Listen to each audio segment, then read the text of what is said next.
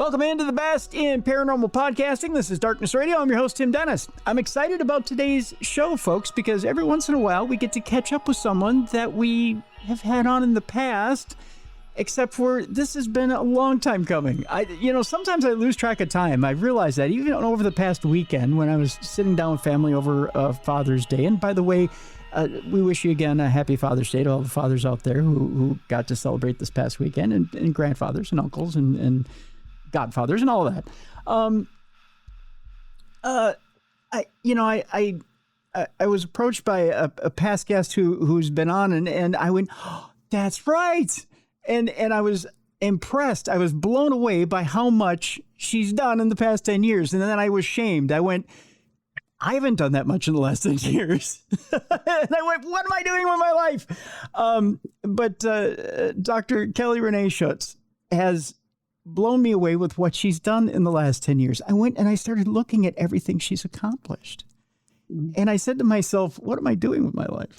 But she's done, let me go through just a little bit of what she's done in the 10 years that she's been on it. We talked in 2016 on this program, when this program was back on AM 1130, I believe, on KTLK.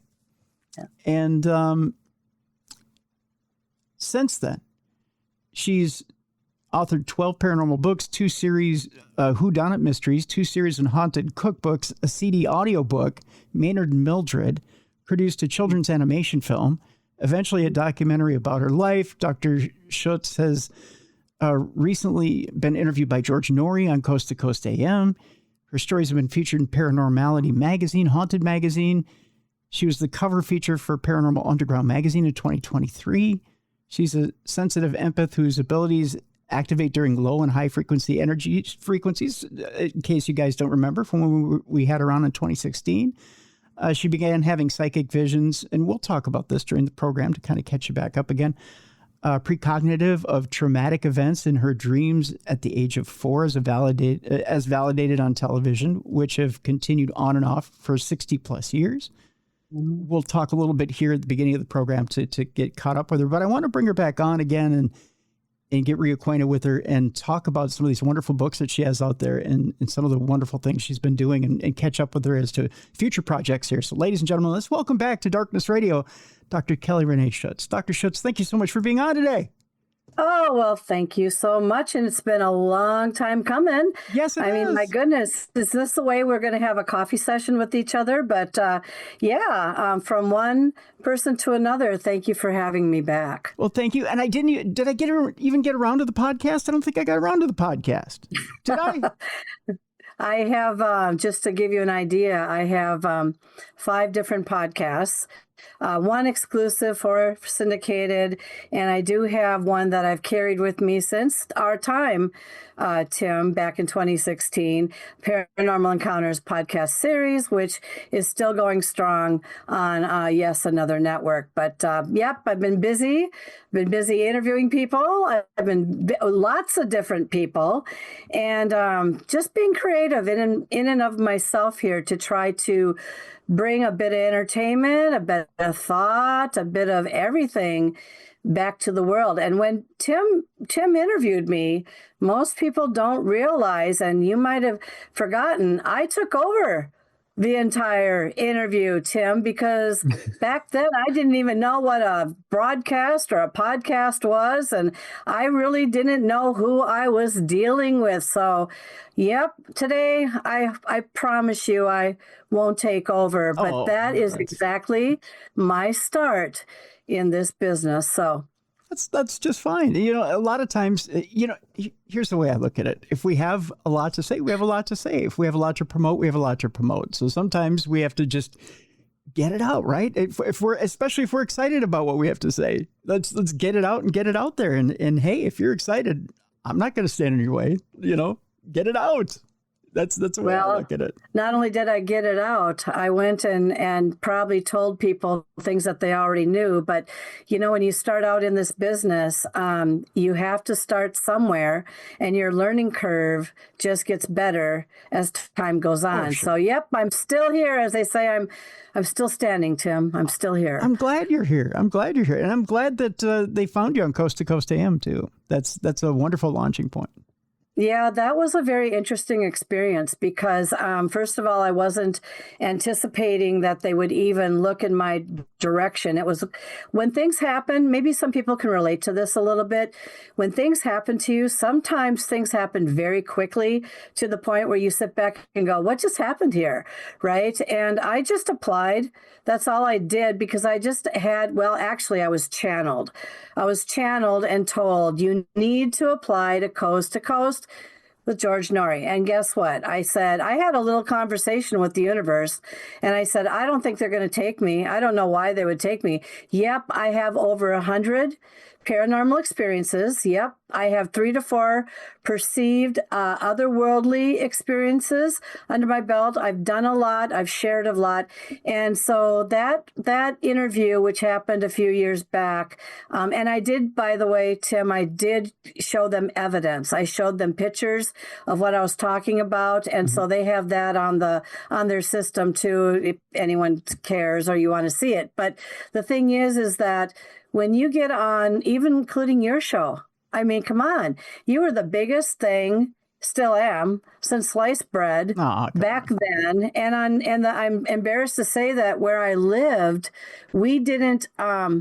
We just didn't know because most people can understand that if you're in certain parts of the United States or the countries, unless you somehow stumble onto somebody in some way, you don't really ever know who they are or hear about them.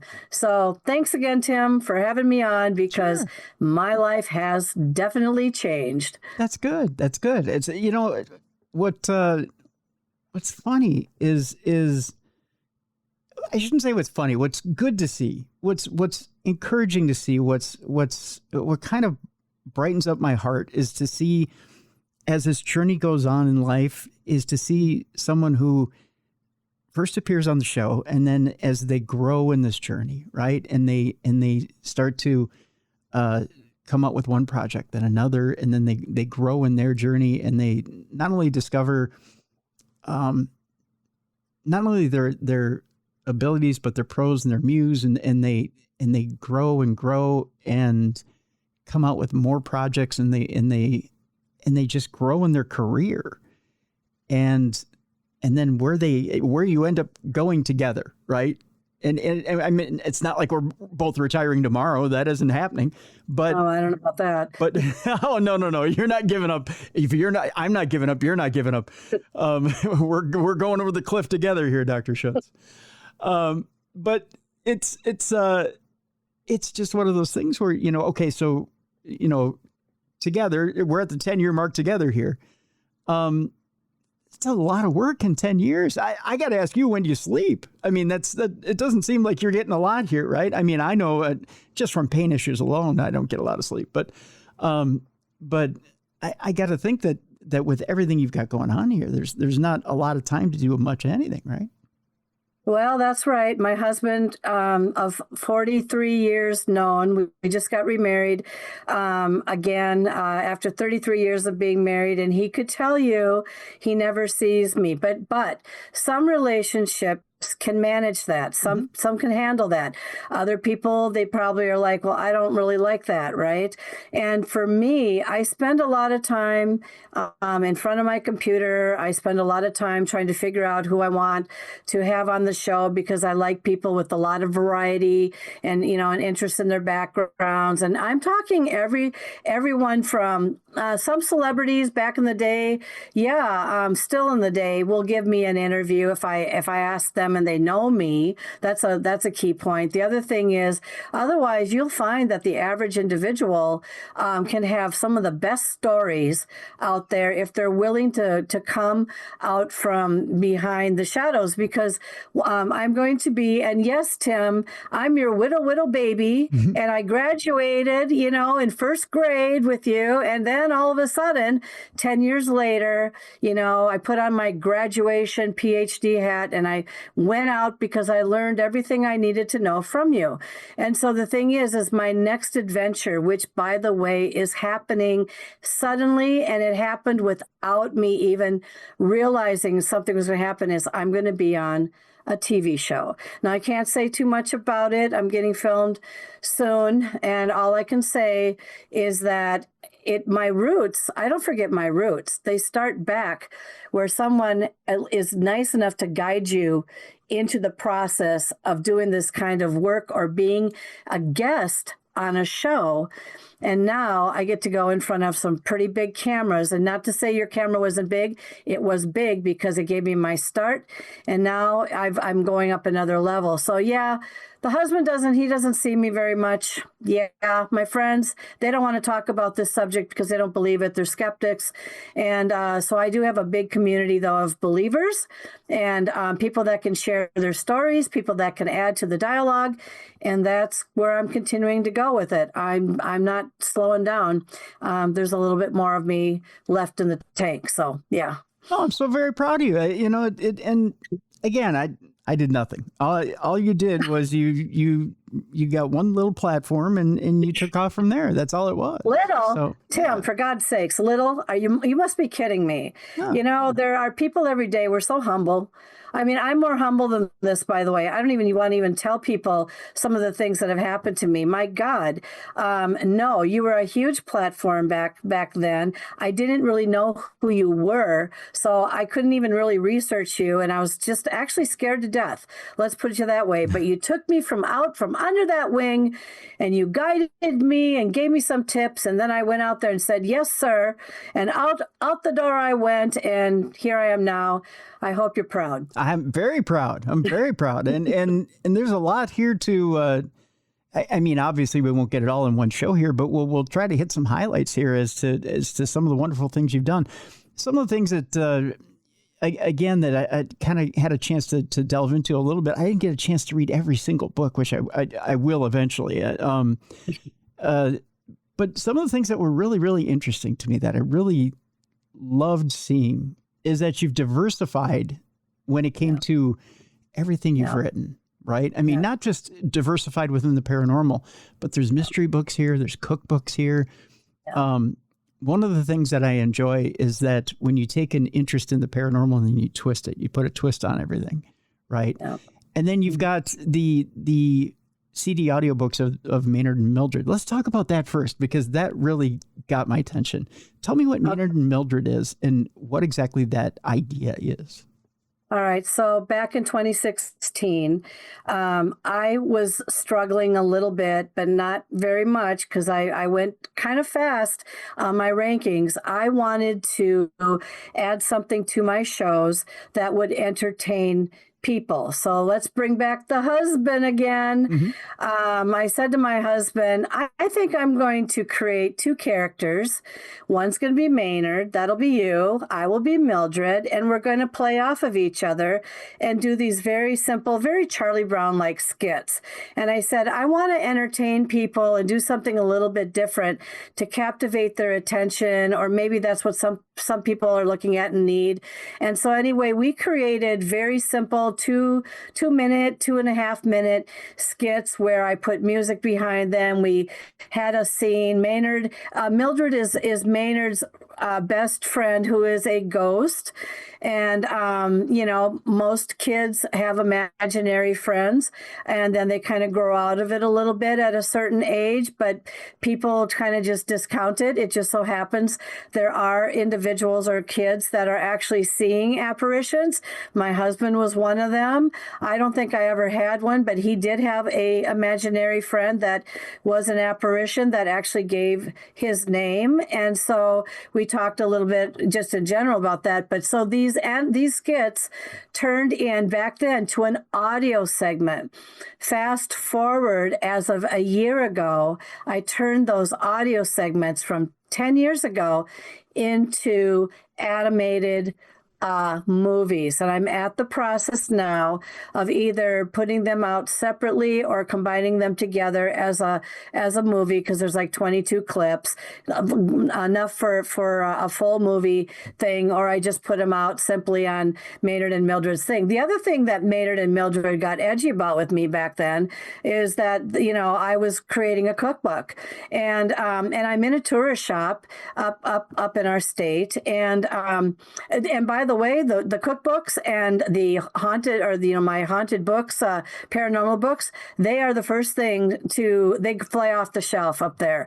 And so I can't keep them supplied. But what I did is I created a cookbook, and I said, we'll have this be Maynard's cookbook here. Well, Mildred got a little edgy. She thought, you know what, how unfair. This isn't a little boy's world. So Mildred also has a cookbook. So that's how you take your work and you get creative with it, and you think about other things you can do with it. And I trademarked them, so they're still in trademark.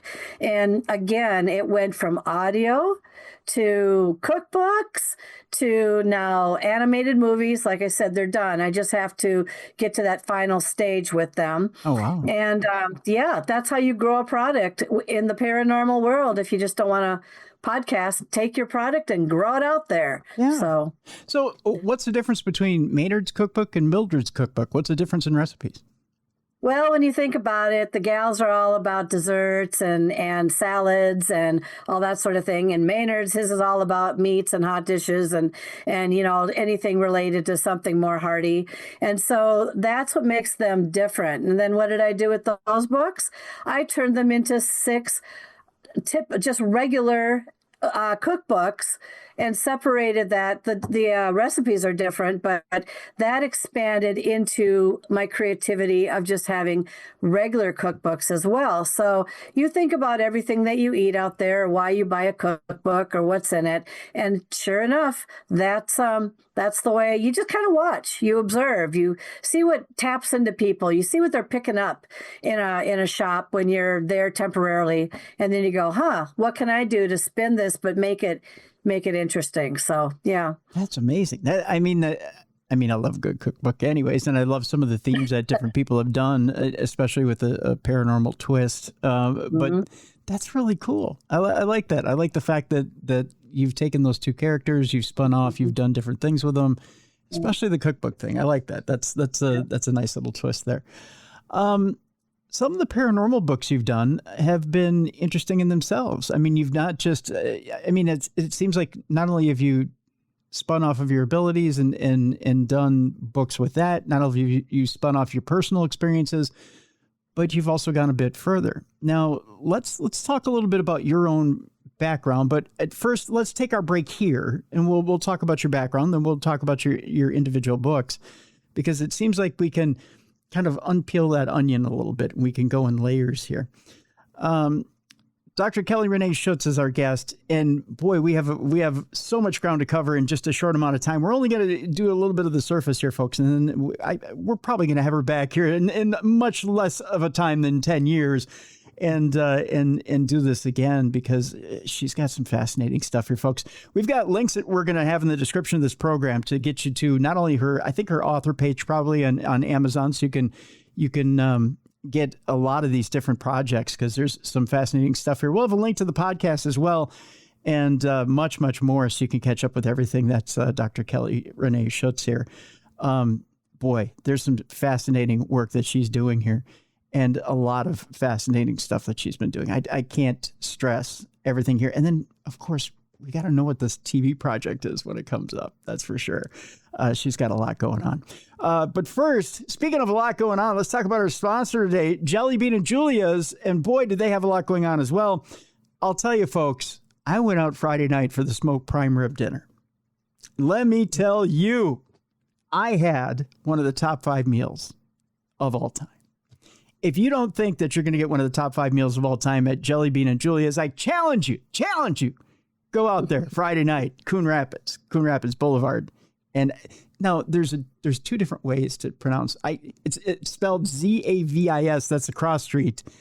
Some people say it's Chavis or Chavis Street. Other people say it's Zavis. I don't know. That's a cross street. But Jelly Bean and Julia's, by gosh, Corey did an amazing job and his staff over there on Friday night of the smoked prime rib dinner. But let me tell you what the specials are over there at Jelly Bean and Julia's this week. Of course, coming up for the rest of the week, your specials, your happy hour, 25% off all appetizers, excluding the appetizer sampler, half price off single pour well drinks, half price Mick Golden Lights and Coors Light taps, half price domestic cans and bottles as well. Again, Friday night, folks, that smoked prime rib dinner. It was so good with the tequila berry salad, with the sweet and tangy dressing, my mouth is watering. I can't even talk straight. The sweet and tangy dressing, the bacon bits and more. They didn't have the Texas toast on Friday, but they did have a sourdough toast that was just as good. It was amazing. The Boston baked potato was amazing. Oh my gosh, folks. If you've never had a Boston baked potato, it is deep fried in avocado oil. It's all natural. It just broke apart. It was so soft and flaky. It was amazing. You got to get out there for that. Sundays, breakfast at Jelly Bean and Julia, breakfast on Sundays only. You've got chicken and waffles. You got the brisket and the hash and much, much more. Jelly Bean and Julia's. Check it out, jellybeanandjulias.com. The link is in the description of this program, jellybeanandjulias.com in Coon Rapids, on Coon Rapids Boulevard. Check it out, jellybeanandjulias.com. All right, when we come back, more with Dr. Kelly Renee Schutz.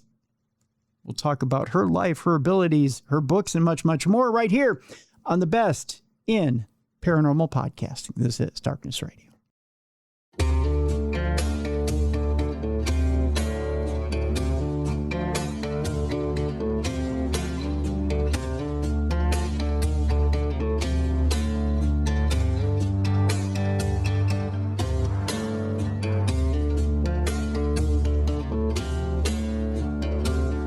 Welcome back to the Best in Paranormal Podcasting. This is Darkness Radio on a Thursday. I'm Tim Dennis, your host. My guest is Dr. Kelly Renee Schutz. We're talking all things Dr. Schutz. We talked a little bit about some of her books and some of what she's got going on here in the beginning part of the program. Now we're going to delve a little bit into her and some of the other books that she has going on as well. Dr. Schutz, I want to talk a little bit about, I started to tease a little bit in the beginning of the program about your beginnings, but I want to talk a little bit about some of your abilities. And they developed very young, didn't they?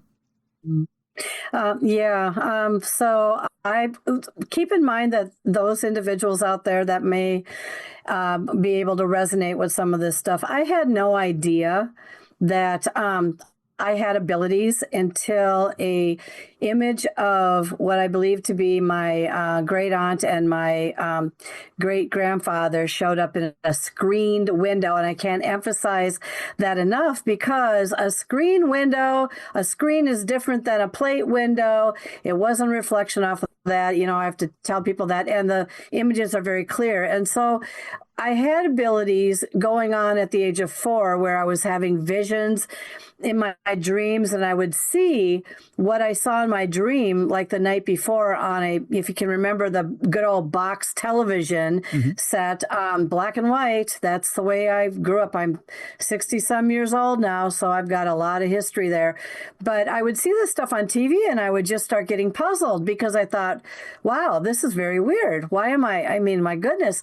And of course, back in my day, we never talked about this stuff. We never talked about the paranormal. We didn't talk about ghosts. I don't think I even knew what a ghost was until I saw Casper, the friendly ghost on cartoons. But that evolved to a point where around age 14 or so, I started to question things, because I could start to predict behavior. And people could not ever figure out how I knew what I knew. And the only conclusion I came down to at the time was that I got a good set of genetics compared to everybody else. And so la with you, and wow, look what I can do. But maybe genetics had something to do with it. I have absolutely no idea. What I can tell you, though, is that continued to evolve to the point where, when a tornado ripped through my grandparents' property in a rural area, I went there to check on the house. I was taking pictures, and I photographed, without seeing them, these apparitions in the window. I went and processed my film, and when I noticed that something was in that window, I blew it up on a laptop and said, oh my word, right? Mm-hmm. So I went back, I stood at the window, I couldn't see anything there, and I said, you have my attention, I see you, you're in this picture, you're clear as a bell. What's your message for me? That's what I said, because I was just, imagine imagine a very confused person standing on a lawn. Nobody's there except you. Grandparents were dead. And asking this question to a screen window, to which I heard, your genealogy is wrong. And so I was confused even more. I am the genealogist in the family. That's very true. Okay. I knew a lot about everything. And guess what? Whatever was right. I had the little girl's name wrong. Her name was actually Mary. I called her Lily, and I stood corrected, and then I was able to find a picture to match up with her image. And so that's when I first learned that I could hear voices it didn't even sound female or male. It just came into me, and I just heard this message, and it wasn't a little girl or anything, but it was very interesting. But unfortunately, at that point, I thought I had such great gifts, which I came to discover, that I went and I became obsessed with ghost. People call it hunting. I call it searching. Ghost searching. And that's where my journey exploded. And that's where, since that point, or even before, because was attacked, and I can trace everything back now, all the way down to 4 years old. I can trace it all the way back. All these things that happened to me, I can definitely say with conviction that was something energy related. That was not a coincidence. I can say that very well. But the thing is that I can't turn it off now. That's the important thing here. No, my abilities are so interesting. Psychokinetic, moving objects, knowing things, winning jackpots in casinos, knowing the last 4 winners of the Kentucky Derby, being able to tell you a sports play before the person even gets up to bat. I know exactly where they're going to hit the ball and where and all that sort of thing. But I have to be in frequency. It has to be very low frequency, which kind of is like very tired, very drained frequency. And then I activate, and then all of a sudden, all these things start to occur. People think you have to be in high frequency, which means, just like what I'm sounding like right now with a lot of energy. Nope, not me. If I'm going to activate and I'm going to win money and I'm going to this and that, and you name it and all that, I've got to be kind of like dead tired. And that's what I've noticed of me along the way. So really? that was my telepathic moment, Tim. Wow. Okay. I'm going to rewind a little bit because I've got a couple questions about what all you just put out there. First of all, when it comes to the genealogy part, when you traced it back, did you find that other relatives had the exact same abilities you did? Okay. So keep in mind that because this was not talked about at all in our family growing up or whatever. In fact, everyone thought that I was out of my mind. I just thought, nope, you're out of your mind. It's all your imagination. And so I learned actually, Tim, 5 years ago, I was with a cousin, and I just said, I've got a book out. I'm kind of into the paranormal. And she goes, oh, yeah. I know what you're talking about. Her my mother's sister, said that they used to have conversations around the table about they thought that somebody in the family genetically had these abilities, and they couldn't really quite figure out who that was. So keep it in mind, I've got a parent who says, it's your imagination, this doesn't exist, or religious standing would be it's the devil or the angel. And then you've got your relative who actually comes forward and says, that discussion happened around our grandmother's kitchen table as to where on earth did this come from. And that's as far as I know. I do know that my grandmother, though, the one where the tornado hit hit the property near it, I do know that she was very, very big into touch doctors. And I know that back then it was Depression time and they couldn't afford a lot. So, they're giving $1 or something for the medical care and treatment that they're getting. But I always wondered if there was something going on there because my family is like touch doctors, but that's what they believed in. Very interesting if you trace it back to something like that, even 60 some plus years ago. Very interesting. So, reason I bring that up, it's funny when and I'm sure you know this when you start doing a show like this, and at first you get kind of the backlash from family a little bit, and they're like, "Oh, you do that, huh?" And then they go, "But there's this little interesting tidbit about our family, and then they bring little tidbits forward to you. And it wasn't until I started doing this show or I started asking questions. It started in high school when I started asking questions after, and I've said this before on the show. When we were studying the Knights Templar in honors history, then that part of the family started coming forward. And when I mentioned Joan of Arc from honors history, and I was like, oh, by the way, Joan of Arc is your great auntie. Oh, okay. So all this stuff started coming out, right? And then just these weird things, right? And when 20 years ago started doing the show, and then these weird things like my grandmother mentioning, oh, by the way, when my sister died, she came to me in an apparition and she wiggled my toes at the end of the bed like she used to when we were kids, to wake me up. But I saw her ghost. Yeah. I'm like, Grandma, why didn't you tell me this before? Oh, I never thought of it. And you're like, well, I never thought of it. That's a huge thing, right?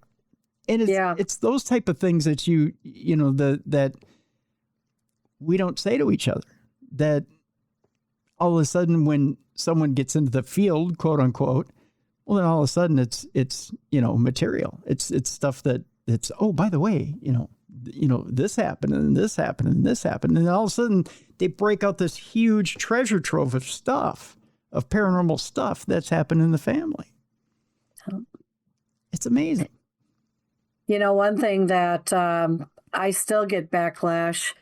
I can't talk about this subject with my family. Well, I take that back. My sister just contacted me yesterday. She had an experience at some tourist place down in southern Minnesota. And she was absolutely amazed by her experience.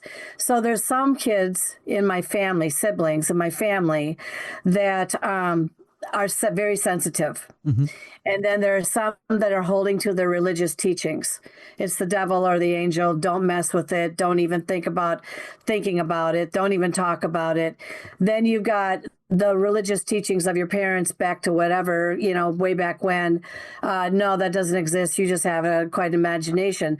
But isn't it interesting how your own parent can say that, but yet her sister can go and say, you know what, there's something going on here, because we don't know who had this in our family, but it has come out that there's something that went on.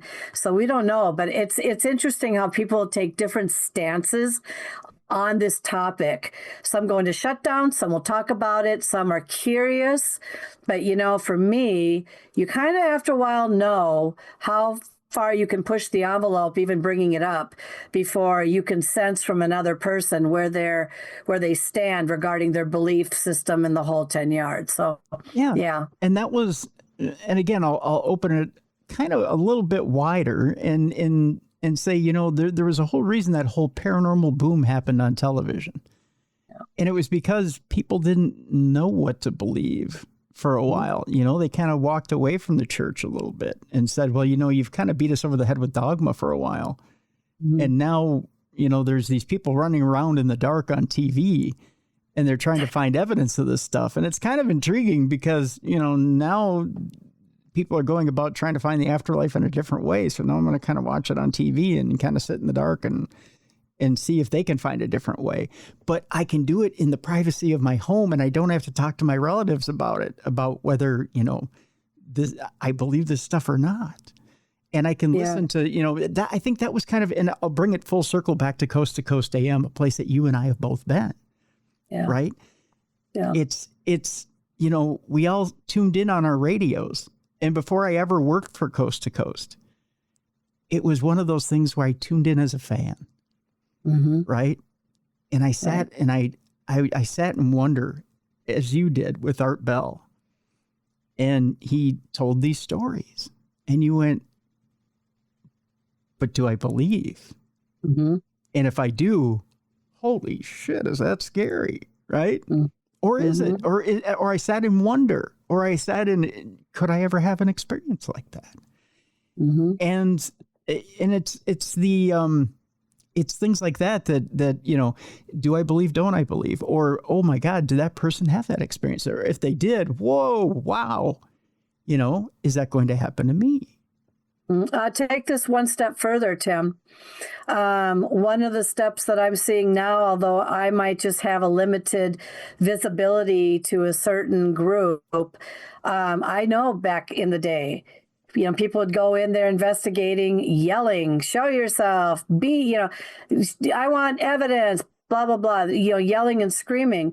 But you know what I've noticed, or at least on my end with so many individuals that I've talked with, and that people are now changing their approach to figuring out that whatever might be out there, if they believe, commands a little bit more respect than that. And so they're not yelling and they're not screaming like they used to. People always have to start somewhere, and then they have to question what exactly what you said. What do I believe, or how should I approach this to actually get evidence? And I have gotten a lot. I've gotten a lot of evidence. I have a lot of stories. I mean, these are compelling stories. These aren't just general ooh stories. These are interesting stories that relate to energy that cannot be explained. Very fascinating stuff. But do you see a shift? Because I'm seeing the shift on investigators, on how they approach their situation and how they talk to what could be out there, this energy. Do you see that too? Yeah, I am. And I'll even give credit to two investigators who started doing it on television. I think that's where a lot of people followed it. That's Amy Bruni and Adam Berry. With their show. And it was the fact that they started giving mass respect to the people they were talking to. And I'll say people, not spirits. They were treating them like human beings, and they were communicating with them with the respect that you communicate with a human being. They sat down and talked to them, not at them. They didn't scream at them. They talked to them, and genuinely wanted to know their stories, and wanted to know what they could do for them. They went to them with an attitude of service. Yep. And that changed, I think, the way investigators looked at it completely. Yeah. And I think that's a healthy way of looking at it, because before it was going to the zoo and rattling the cage. Yeah. And it was a inhumane way of doing that, and people were going for the thrills and the scares, and it was I never liked that approach. Yeah. And they did it in the name of science, and that's it felt kind of icky. Now, I think if you go into an investigation with the idea that I'm going to talk to a person, I'm going into someone's home, and if you're going to sit down and have a conversation with someone, I don't have an issue with that. I really don't. But as long as you're respectful and you want to know what it is that you could do for someone, if you can do anything, which I still don't believe as a human being you can do much, then at least to provide a little bit of comfort in the short amount of time you're there, if you can do that, then you've done something humane. Mm-hmm. And you got to be careful too, because for the longest time when those apparitions showed up in the screen window, and I firmly believe to this day that they were not tricksters. Honestly, it is very true that they got me coming back to that property, lured me back there out of curiosity many, many, many, many, many, many times, which became unhealthy for me because along the way, I did acquire 16 attachments, not necessarily from there, but in a lot of my ghost experiencing. And I'm talking in lots of places that I went experiencing. So you have to be careful too, because you can't always wonder or think that something that you're dealing with is friendly. It could have its own bad day. It could be, grumpy Fred or whatever, showing himself in a way that he's just grumpy. Some people get that misunderstood all the time. What exactly is the message that he's trying to relay if he doesn't want you in his house? It kind of, falls in that line too. So what to you is a healthy amount of investigating or a healthy amount of contacting the other side versus just leaving it alone and living life? Oh my goodness, that's a tricky question. Because the thing is that once I came to realize I actually had abilities, or I was doing things, or things were doing things to keep me intrigued. Tim, I walked away from this many, many times because I felt like I had all the answers I needed. The answer was, yes, I do believe there's something greater than ourselves out there. It's some form of energy. I don't know what exactly it is. I'm always asking the question, is it this, or is it none of it at all? So the problem is when we're talking healthy here, we're talking being very careful that you don't get sucked in to a point where you become so obsessed with what having to do this.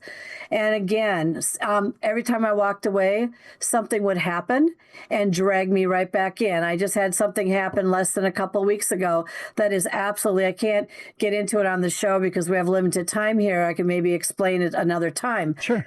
So shocking, so unusual. I have told people about this story, and nobody can come up with an explanation, but I didn't ask for it. Once again, I'm like, I'm good, and next thing you know, it shows me another level that this energy can do. I know I'm leaving everyone as a cliffhanger, but it's very, very fascinating. So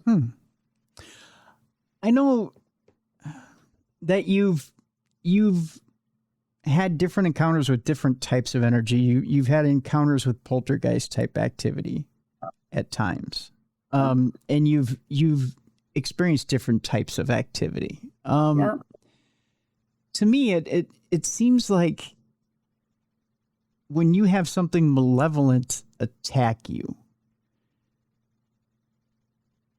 are you at a point at that point where I know you've inherited these abilities? Is there a time where you wish, you know what, I just wish I could just shut this down and be done with it, or you try to actively shut it down and be done with it? Yeah, I can't tell you how many people I've gone to and say, I want this closed down. I can't take it anymore. I'm being, things are being shown to me. That's why I was able to write 12 books. And I need, as a forewarning, the last 4 books that I did, by the way, I condensed them and took the best of everything. So my last 4 books are actually the best. But yes, I have asked many times, I wish this would stop. No, it will not stop. Not with me. I have been told, I do not know if this is what this is. I've been told I'm a starseed. I'm an indigo. Basically, I attract children react to me differently, positively. Dogs react very quietly, and they also there's something about an indigo starseed that has a whole bunch of traits. And I looked it up, and if it's all accurate, very, very true. And so there is a mission that something is on. By me getting into or getting on a major TV show that happened just like Coast to Coast, and happened with me interviewing the Skinwalker Ranch guys out in Utah, and a lot of things, getting on the cover of a magazine, there is something out there that I can't explain that is coming at me and saying, you're not done yet. And every time I show you this or put you in this situation, you're going to say, holy cow, what just happened to me? I need to write about it or talk about it or get it explained or go seek people for maybe some assistance, guidance, or help on it. There's all kinds of different things that has happened because of one interesting, unusual experience that cannot be replicated ever, but it happens quickly. So yeah, Tim, I've been through, something will not let me rest. So now I'm going to the next level. I'm going to a TV show now. I'm going up. I don't know. Maybe I will. People have asked me all the time, when are you going to do a documentary on your life? Your incidences are so interesting and they're so beyond belief. And that's the whole thing. Yeah, they are. But you know what? I have 5 advanced degrees. I consider myself to be well-grounded. I consider myself to be very logical and creative-minded. So I'm very convictional when I say I had something I can't explain or something did this to me. you're not going to change my mind because I know exactly what I saw. I'm not seeking it to go, oh my goodness, I saw a ghost. No, it's more like, back off. I need my rest today. I mean, if you're here, thank you. But I had a situation on one of my shows. Something came through at the very moment I was talking with a spirit artist, and he was going, I see, and I can sense that something is with you right now. And I mean, I can tell my energy changes. I can feel tingling. I can levitate. I know people are like, you can levitate. Yep, I can levitate. I have had just so many interesting things happen, but do I want to turn it off? Sure. It's a little exhausting, but you know what? It doesn't happen every day. But when it happens quickly, and it happens in a very interesting way. So, what were the circumstances where you started to levitate? What happened there? Well, okay, so I've levitated a few times. There are some very interesting stories, and also where people want to know, do you think it was paranormal, or do you think it was something otherworldly or UFO-ish? I'll give you, first I'm going to give you the easy answer, then I'm going to go into this other situation right after it to give you a comparison. Okay. So because I can feel energy, I tingle at various degrees. And I, like I said, anyone who follows my shows knows they've heard some of these stories that are just absolutely unbelievable. But anyway, here's a very simple one. So I was in a movie theater watching The Pope's Exorcist with Russell Crowe was in that movie. And at the very end, they're really going at this kid who was, they're trying to get whatever it was out of this kid. Well, I wasn't expecting at the time okay, there's 4 of us in the movie theater. It was me and my husband. He was right next to me. And then there's a couple that was a few rows behind me. And we're all focused right on this movie screen, right? Mm-hmm. Nobody else was in the movie theater. And it happened in, by the way, Tim, your neck of the woods. Okay, so anyway, they were going at this kid. And all of a sudden, I started contorting my whole body completely, the most electrifying feeling I ever had out of all the experiences that I've had, extremely electrical. And I started lifting off my chair. I would say I got to about, a half inch. And my husband is sitting right next to me, and he's not noticing, as usual, anything going on because everybody's focused on these guys going at this kid. In the meantime, my mouth is opening, I'm contorting, I'm lifting up, literally, and then, of course, I come down, and I said to him after this was all done, I said, do you know what just happened to me in there? I was lifting off my chair. So I had him holy water me when we got home, and guess what? I was burning all over my body. And so to a Catholic, by the way, if you tell them that you burn when you have holy water put on you, hello. Yeah. Well, what was inside of me, near me, around me, or by me that all of a sudden, or was it something that came from that movie or what they were doing on screen that just were like the right triggers of my body? And I just started, I could have glowed for all I know. So that's a simple one, but I'd say about a half an inch off the chair before I came back down and then got holy watered and burned. The one that's most really interesting is when I got kicked up in the air at a hotel outside of Groveland National. It's Yosemite National Park. It's a Groveland Hotel years ago when we went into a haunted building. I was still searching. I wanted to be in the haunted room. Anyway, I was in the second room that was haunted. But long story short, I snore like a freight train. And, whatever the ghost was in there doesn't like snoring. And they don't like, that's when you lay flat on their pillows. Anyway, this is what happened to me. It was around 1:30, 2:30 in the morning. It was a perfect night. We were up on a mountain. The mountains were silver lined. Stars were bright. The whole 10 yards, very clear. Okay. All right. And so then what happened was I found myself being shoved up thrown up into the air. I felt something, actually I did, behind my back, thrown up into the air. I was probably about a foot or so, and I woke up bouncing, literally bouncing like a ball on the bed. Yep, this is no exaggeration.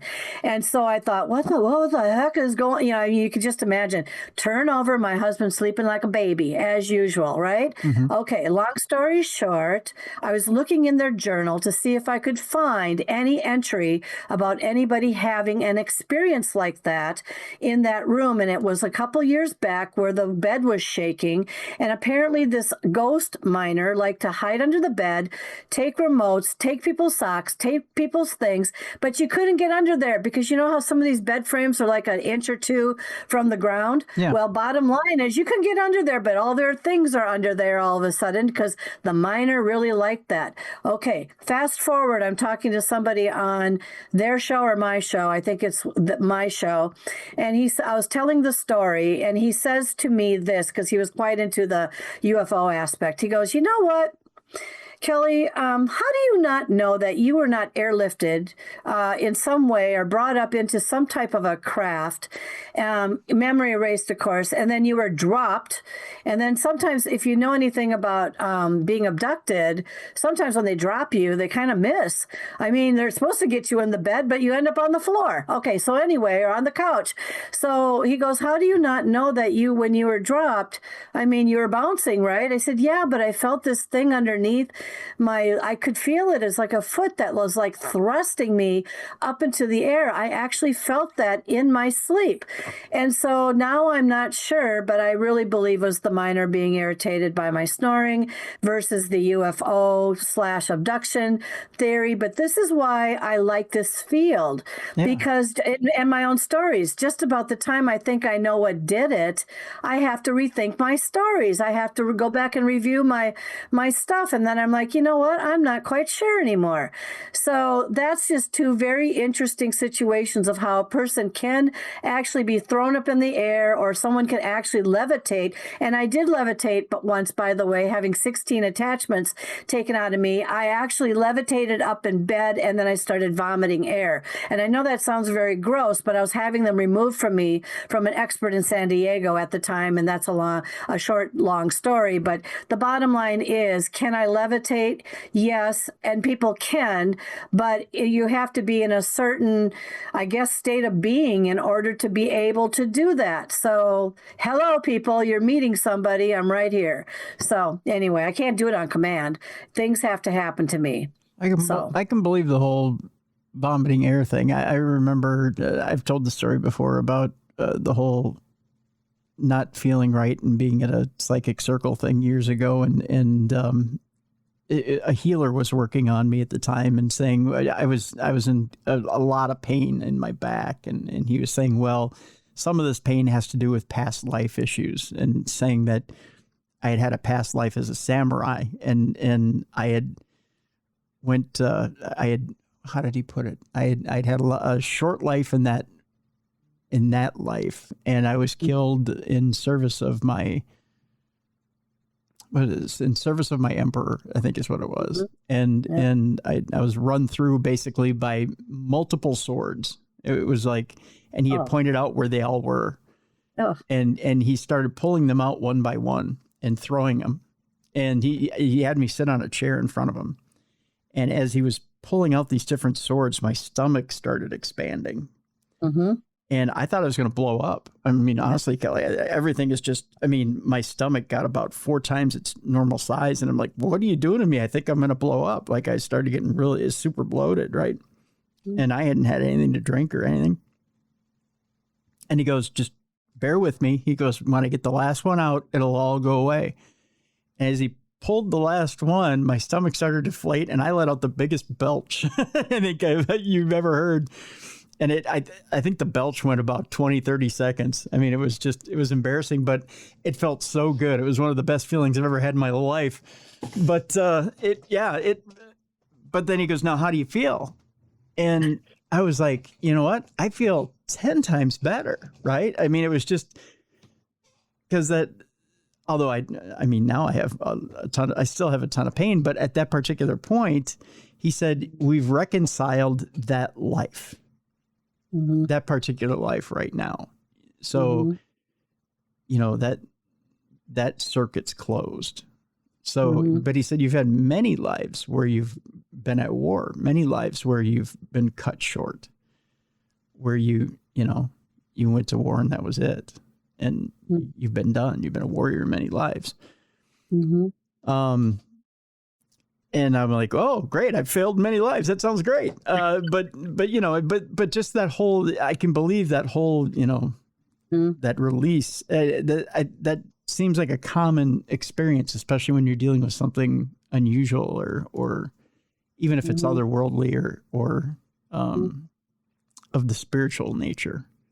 Well, whatever's happening to me, they're trying to show me different ways energy can be or do things or react, because that thing with the attachments, most people, they said, be careful. Most people, when they have attachments taken out of them, start to, I don't want to say throw up, but black goo. I didn't have black goo. I had air, but it was obvious. I mean, I was half asleep. I was levitating up I can't even do a sit up, Tim, for God's sakes. I mean, it's like, you're a miracle worker. Come live with me, But the thing is, when I bent up and my mouth went so white and I was literally just vomiting this stuff. No, she says, sometimes it's black goo. Sometimes they make noise when they come out. And this is the expert from San Diego who knows how to do this sort of thing. But these are where I run to people to get answers about what is happening to me. Why am I going through this? What did it now? And by the way, when I was young, I had a vision of being shot in the back. I remember it very vividly. It was a man in a war running away from something, and then he got shot in the back. And to this day, when I think back to that dream, because it never left me, I really wonder if that was not me. And so, these visions that I was having and all this stuff, very interesting though, and predicting. And where does this come from? I don't know. I used to blame it on trauma. I used to blame it on this or that. I blame it on genetics. I don't know. Psychokinetic, the ability to move things. Am I doing it, or is the poltergeist activity in my house doing it? Yeah, I've been choked in bed. Yeah, I've moved to my 5th home now because I haunted 4 of them. Sometimes it gets pretty bad, and it's like, I'm not living here anymore. Don't chase me. Don't come after me. Leave me alone. And then it starts up with whatever all over again. You and I both know that the area we live in is very, very haunted. It's got quite a history here. And so my last house that I was telling Tim about prior to the show, you would be surprised what happened in that house, including other worldly activity and portals that opened and closed during different times. And that's when I said, I've had it. And so we're in a brand new build now. I wanted to prove that it was all in my head. It was not all in my head, because I've had experiences in my brand new build house, because whatever it is, it's either me, or it's something attracted to me and coming in here, or it's things coming through my webcam when I do shows. It's very interesting life. That's why I call my book Haunted Life. And then I've got other ones, but that's just one of them. So, yep, I live a haunted life, including being marked. So I've got all kinds of things. Yeah. So you've had the webcam thing happen too, huh? Yeah. Yeah, so I've told people before when doing this show that I have the spirit of the man who built this house, who's in the house here, who I won't name him because he'll probably come by. He'll show up. But occasionally he'll pop in because he's curious about what happens here, and we've had conversations about when I'm doing my thing here, when I'm doing my show, just let me have my privacy. But if I'm talking to somebody and not recording, sometimes he will pop into the screen and kind of look into the screen like this to see what's going on. Like, who are you talking to? And actually, he just did it a couple of weeks ago when Mallie and I were recording Supernatural News. She said we were in a break during the show, and he went like this into the screen just to see. He was like, who are you talking to? And she went, oh my God. And I went, what? She went, someone just popped their head into the screen. I just saw an apparition of some head pop into the screen, and I said, "Oh, that's Mr. Bachman." But I want to add to that, Tim. My sister's deceased husband showed up on her TV set. And she's not the only one who's had that kind of pop-in situation. Yeah. And her deceased husband was trying to say something to her, but it was grovelly. And so he's showed up in her car and been noticed by people at fast food restaurants. And so if people want to know how, people think they're losing their minds. Like, did I just see something? And same with the pop-in. It's like, yep, because electronics is also a source that they use. Now, not when they're sitting in the backseat of a car, at going through a drive-through. However, it freaked her out. She said that was really weird. And so I can imagine how you felt, or at least a little bit startled or not startled when that first happened. And then you're like, oh, it's just, so-and-so. So interesting, isn't it? Yeah, it is. I mean, in a way, it's a little cool, right? I mean, you can't lie about that. It's a little cool when you're sitting there and, and you think, well, it's just so-and-so popping in, right? And just saying hi. I mean, it freaks out the other person on the other part of the video. They're like, I just saw a ghost. Well, yeah, I know, but he's friendly. It's kind of like when the dog shows up and barks. He won't bite you, but he's just here to see what's going on. But it's I just talked last week to our guest about making the paranormal normal and trying to normalize this whole thing and trying to I guess for in a better term, trying to bridge the gap, right, between worlds and trying to make this not so spooky. And it's hard for people because there's the element of surprise, right? Sometimes these things just pop up and you go, whoa, what the heck was that? But sometimes I think it is the element of surprise that keeps it scary. But if you're kind of half expecting it, especially if it's in your own house, why would it be so scary if you know it exists, right? Well, and you have to be careful about that too, because in house number 3 of mine, now is house number 2. I actually, I don't know if anyone remembers The Ghost and Mrs. Muir. This is a TV show long time ago where there was, I think, a female ghost or whatever that was floating around his house or whatever, and he actually treated her like she was actually a human being. I mean, someone who was actually there. Mm-hmm. And I had recognized and come to recognize in house number 2 that I had something like that in my house.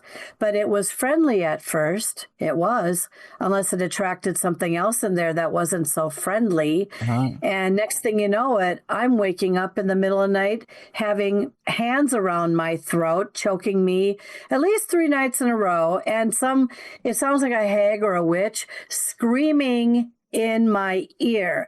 So what I thought was a friendly ghost, oh, you can stay. Don't ever tell a ghost they can stay. Actually, just ignore them. Just be careful what you're asking for, because my tagline is careful what you wish for, but be careful what you're asking for or what you're allowing them, because a lot of times some of this energy needs to be invited in order to do, maybe it's, I'm not going to say devious, but some devious things that went on with me, and I learned really early on.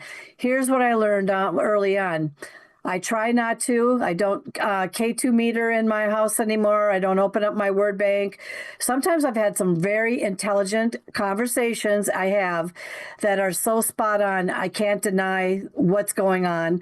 And you got to be careful about doing that in your own house, because you can open up portals and bring other things in. And it's the other things that can cause some of the issues here, rather than maybe the friendly ghost that started out friendly and then something else showed up. So I've had those experiences too. Oh, sure. I'm not disputing that at all. In fact, you're absolutely right. I'm saying if there's something in your house, be firm and let that know that you're in the living. This is your house.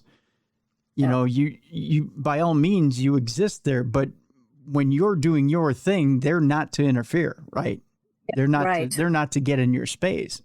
Right. But if they want to coexist, they have to understand that there's rules, right? Right. And but you know, when I'm doing my interview work, I'm telling you, I tell them this all the time before I start.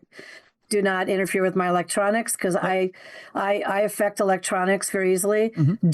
Don't show up and, you know, start playing around with things. I do say that sometimes it works, but it might be on the other end too. So it's kind of a mutual thing. But I agree with you. You have to form your boundary, Mm-hmm. and you have to be, I don't want to say show them who's boss, but it is your space, and they need to respect that as well. Yeah. Yeah. Well, you hope. You hope they respect it anyway. Yeah, so. you hope. I mean, you can't control everything. Yeah. But yeah. No, exactly. You hope. That's for sure. We're coming to the end of our time, Dr. Schutz. Unfortunately, it's been a good visit. I've enjoyed our visit immensely. There's one thing I did want to ask you about. You do have a book out there that has, it's strictly cryptids, UFOs and Bigfoot. And earlier in the program, you had mentioned a little bit about, we had been talking about mysteries and stuff like that and things being revealed to you. And at one point, pretty much everything had been revealed to you. Is that that same concept go for UFOs and Bigfoot as well? Have those mysteries been revealed to you? Is that not so much a mystery to you, or are those things veiled to you? Okay, so so the book you're talking about is called Phenomena, Unexplained Happenings, and the reason why I wrote that book was because I was being featured at a conference, and I wanted to put out something a little bit different of me, because all the books up until then have been strictly my life, my stories, and then combined to get the best of the best and the ones that were more latter. So the Phenomena book is about as many aspects that I have talked with guests on my shows about their experiences with these cryptids. So, have I seen a Bigfoot? It's possible I've been near one, but didn't realize what I was near something. Okay. So but people that I've interviewed have. Dogman, I have had the experience, I believe, with Mothman when the Minneapolis bridge collapsed. I was on it the night before by myself, and something felt very, very, very, very strange about this. And they always say that Mothman usually shows itself, and someone had claimed that they saw something fly out from underneath it. It could have been an owl, who knows, right? But that was a very creepy, unexplained experience. So in this book, I have my stories. Like, I have had encounters with 2 black-eyed kids, teens, adults. I have had those encounters directly to my face. I talk about that all the time at our popular fair here. And so I write about the subject. I put in some guest snippets of what came from my guests, and then I talk about my own or my own experience if it applies to the area. So yeah, some of them, yes, they're me. Some of them, no. Do I ever want to run into a dogman? No. Do I ever want to run into a Bigfoot? Actually, I don't think I do. Mothman's fascinating, but it's also spooky, and there's things that can go on with Mothman you don't ever want to have an encounter with, because it can affect your life for the rest of your life.